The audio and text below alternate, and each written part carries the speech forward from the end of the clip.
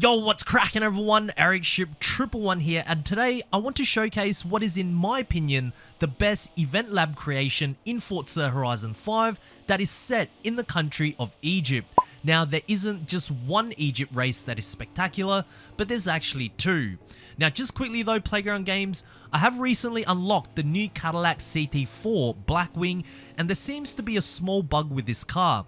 In Forza Vista mode and the way the car shifts, it sounds to me that it's supposed to be a manual, but the driver's hand animation in cockpit view suggests that it is using paddle shifters, so hopefully this can be patched up sometime in the near future. But today, I want to start off by exploring this Egypt Part 1 Cairo by Joe C. It's been played over 80,000 times with over 50,000 likes, which is a phenomenal play to like ratio. So let's start. Now, the first time I heard about this was on one of the recent Forza Monthly live streams. But the thing is with these live streams is that the viewership immediately drops once all the upcoming content for Horizon 5 has been announced, but sometimes we can miss absolute gems like this being showcased. Now, immediately, I already feel as though I'm no longer in Mexico, and I certainly feel as if I've been transported to somewhere even drier. And look, I've never been to Egypt before, but from the photos that I've seen on Google, this, to me, looks like quite an accurate representation of their capital city of Cairo, considering everything was built solely from what Horizon 5 offers, no mods, no internal 3D modeling from photos, just assets available from the game itself. What's even more impressive, and this was also said in the Forza Monthly livestream too, is that many of the unique buildings that you see in this particular race were actually made using just simple basic props. And some are even individually crafted, even though they weren't necessarily at the forefront of the race, which just shows to me the incredible levels of creativity and determination by the creator Joe C. Also, the roads themselves, many of them were also made up, and I think there's only about 1 or 2 roads that were used from the existing main map of Horizon 5, and I gotta be honest, I just love everything about this, which then kind of got me thinking, could Egypt be a location that a Horizon game be set in the future? I mean, to me, I feel as though that there are better places to explore first in the Horizon series before hosting a game in Egypt. However, because Playground Games are constantly introducing more user-generated content by introducing more event lab props in every single update, what if Forza Horizon gave us a complete sandbox mode where you could create a full map? Because looking at this, I'm just thinking, man, I selfishly wish that there was more of this track right now that I could explore and go out in free roam. Now, let's imagine hypothetically Forza Horizon does plan on some sandbox mode in the future.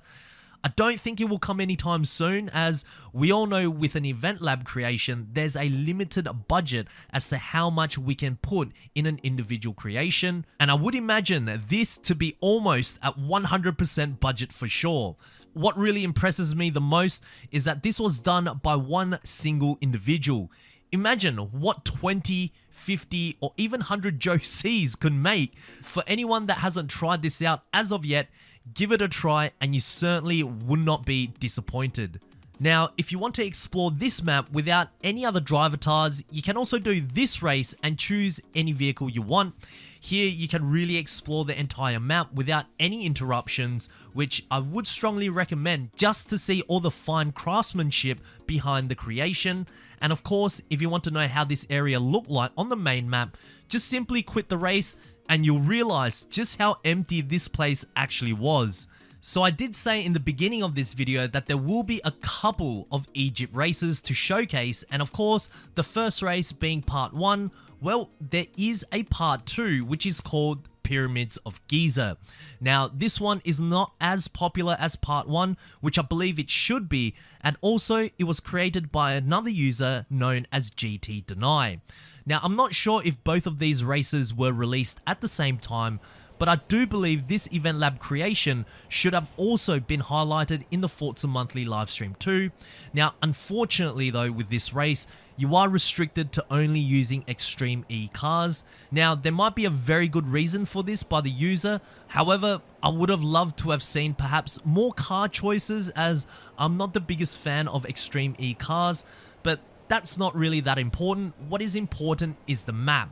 So I guess you could call this race a sequel to the first one, and it already starts quite different. We are in a sandstorm, something that is very appropriate to the setting of Egypt, and we are going off-road.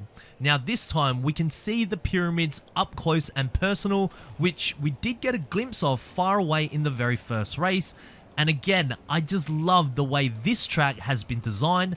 Now the first part does feel quite Horizon-esque as an off-road race, but as we get closer to the pyramids, things start to get a little more technical and difficult to drive.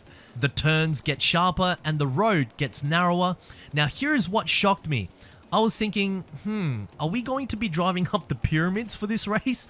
But little did I know there was a smashable wall and you just simply jump right through it, heading inside the pyramids. This makes complete sense, as in real life, you can explore what's inside of the pyramids. And to be able to do this in a vehicle is pretty cool.